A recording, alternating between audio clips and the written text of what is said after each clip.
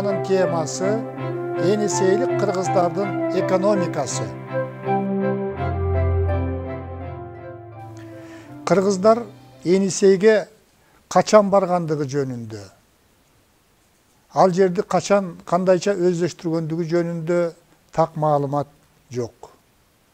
Белгилүү окумуштуулар Миллер, Бернштам кыргыздардын байыртадан эле мекени Енисей болгон деп эсептешет.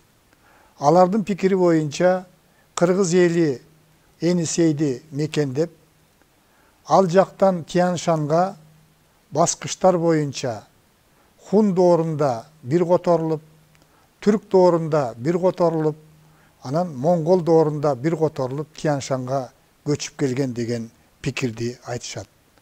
Алардын пикири боюнча Енисейдеги коло дооруна таандык Афанасьев маданияты, андан кийинки Андронов маданияты, Карасук, Таштык маданияттары кыргыздарга тиешелүү деген пикирди айтышат. Ал эми Чокон Валиханов, Бичурин, Аристов өңдүү белгилүү окумуштуулар кыргыздардын мекени чыгыш Тянь-Шанда, чыгыш Түркстанда болгон. Булар ушул жерди байыртадан мекендеген эл.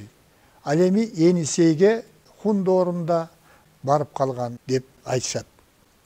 Окумуштуулардын пикири боюнча кыргыздар Енисейге хундардын доорунда алардын баскынчылык саясатына кошулуп, Енисейге барып, Енисейдин ортоңку агымына чейинки жерлерди ээлеп калган. Бир катар окумуштуулар, алардын ичинде Енисей тарыхын изилдеген Эсен уулу Кылыч, кыргыздар Енисейге биздин замандын 3-кылымында барган деп эсептешет.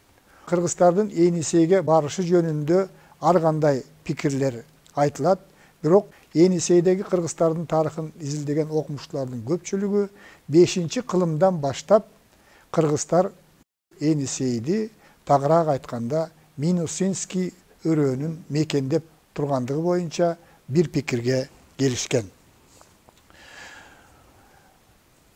Енисейлик кыргыздар жердин шартына ылайык негизинен мал чарбачылыгы менен кесип кылган. Ошол жердеги жер өзгөчө Енисей дарыясынын сол жээги дыйканчылыкка өтө ыңгайлуу болгондуктан бул жерде дыйканчылык маданияты дагы жакшы өнүккөн. Енисейди изилдеген окумуштуулар Енисейлик кыргыздар негизинен комплекстүү чарба жүргүзгөн деген пикирге токтолушат. Окумуштуулардын изилдөөсү боюнча таблицадан көрүнгөндөй комплекстүү чарбанын негизги төмөндөгүдөй тармактары өнүккөн. Биринчиси, Енисейлик кыргыздарда мал чарбачылыгы жакшы өнүккөн. Экинчиден, ошону менен катар эле дыйканчылык дагы жакшы өнүккөн. Андан кийинки чарбачылыктын негизги багыттарынын бири бул металл иштетүү. Анткени Енисей жергеси металлдын ар кандай түрлөрүнө өтө бай болгон. Ал жерде металл иштетүүгө жакшы шарттар түзүлгөн. Ошондуктан металл иштетүү бул чарбачылыктын бир өнүккөн тармагы болгон. Андан кийинки тармагы бул байыртадан эле келаткан аңчылык.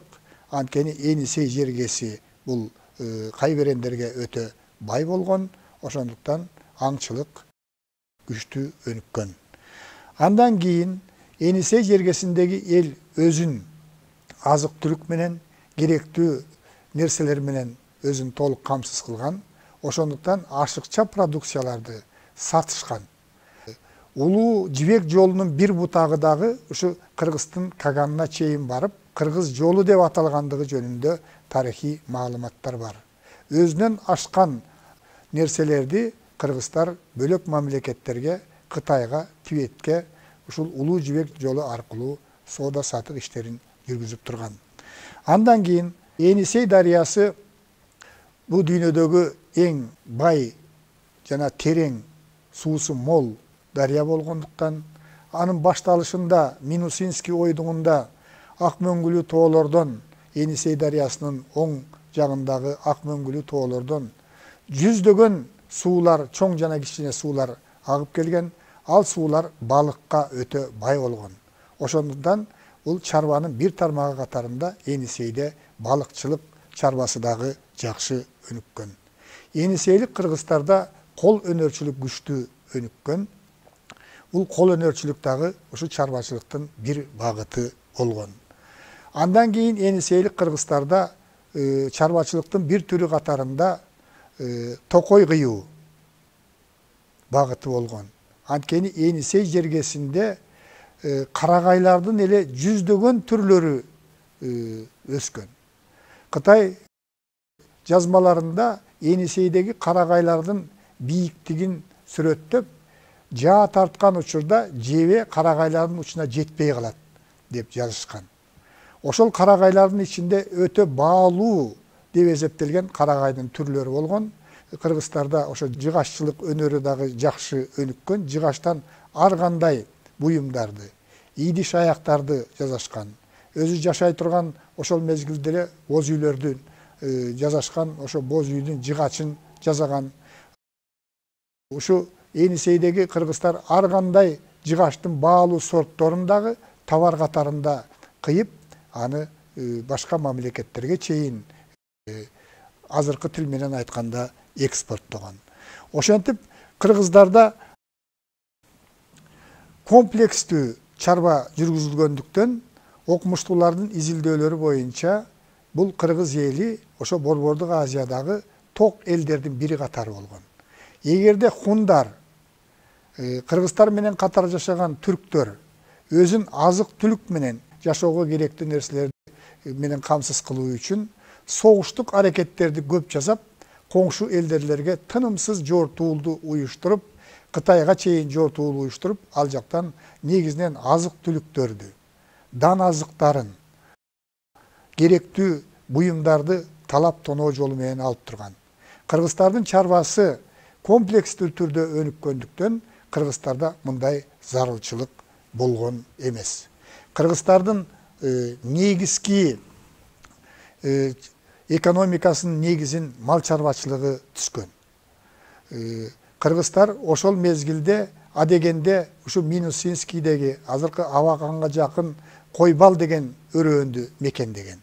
Кийинчерээк малдын саны көбөйүп, малдын башы көбөйгөндүгүнө байланыштуу, андан түндүгүрөөк жака жылып Уйбат деген жерге мекендеген. Ошол жерде кыргыздардын азыркы мезгилге чейин сакталып калган кыргыздын көрүстөндөрү бар.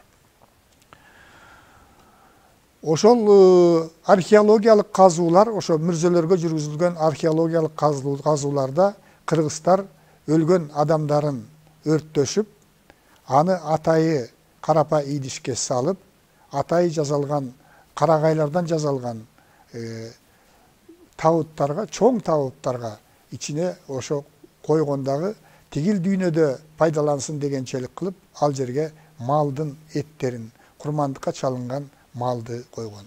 Археологиялык казууларда ошол мүрзөлөрдөгү, кыргыздардын мүрзөлөрүндөгү сөөктөрдүн 50-60%-ин койдун жиликтери түшкөн. Ошол жердеги сөөктөрдүн 20-25%-и жылкынын жиликтери болгон. Ошондуктан негизги чарбачылыктагы майда жандыктардан эң көп багылган бул койлор болгон. Мындан тышкары Енисейлик кыргыздар кара куйруктуу эчкилерди көп багышкан. Ал эми ири мүйүстүү малдардын ичинен кыргыздар төөлөрдү көп баккан, анткени ошол жерде кыргыздар көчмөн турмушта жашаган. Мындан тышкары букалардын саны көп болгондугун Тай булактарында көп көздөшөт, анан өгүздөрдүн саны көп болгон. Анткени өгүздү кыргыздар негизинен ошо дыйканчылыкта жер айдоо үчүн пайдаланышкан. Кыргыздардын эң эле аздектеп баккан, асыраган малы бул жылкы баласы болгон. Жылкылар 3кө бөлүнүп багылгандыгы жөнүндө маалыматтар бар. Кытайлыктар дагы бул кыргыздардын жылкысы өтө олбурлуу боло тургандыгын, өтө чыдамкай боло тургандыгын, тоого абдан ылайыкташкандыгын Анан кийин булардын арасынан чыныгы аргымактар, бүлүктөр көп чыга тургандыгын сүрөттөп жазышкан. Кытай булактарында Кыргыздын жылкыларын ажайып жылкылар, мыкты бүлүктөр, ак аргымактар деп сыпаттап тамшануу менен жазышкан. Кыргыздар өзлөрүнүн жылкыларын ошол Кытайдын императоруна чейин дипломатиялык мамилени чыңдаш үчүн Кытайдын императоруна чейин тартуулагандыгы жөнүндө тарыхый булактарда көп сакталат.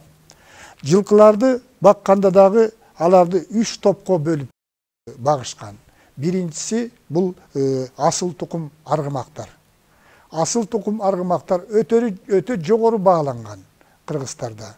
Буларды дипломатиялык мамилелерди түзүш үчүн коңшу мамлекеттердин жетекчилерине тартуу катарында беришкен. Аргымактар байгеге чабылган күлүк катарында. Күчтүү аргымактарды тандап туруп, жал куйругун кооздоп кезип, аларды жанагындай чопкуттар менен коргоп, жоого минген. Күчтүү аргымактарды жоого минүү бул өтө чоң сыймык катарында, өтө керектүү нерсе катарында эсептелген. Анан аргымактарды атайы өстүрүп, товар катарында чет мамлекеттерге сатышкан. Кытай булактарында кыргыздар мезгил менен жүздөгөн, миңдеген мыкты күлүк аттарды Кытайга алып келип соодалап, Кытайдан керектүү товарларды, негизинен кездемелерди, анан фарфор идиштерди, чарбага керектүү буюмдарды алып кетип тургандыгы жөнүндө көп маалыматтар бар. Жылкылардын экинчи тобу бул чарба жылкылары же болсо чарбага колдонула турган аттар деп атайын өзүнчө багылган. Бул жылкыларды негизинен кыргыздар көлүк катарында, транспорт катарында пайдаланган. Ат адамдын канаты деген сөз ошол мезгилде эле абдан актуалдуу болгон. Кыргыздарда Енисейдин мерчемдүү жерлеринен темир кендери, алтын кендери, күмүш, жез кендери чыгып турган. Аларды атайы араба менен иштетүү үчүн өзлөрүнүн мастер устаканаларына ташып келген.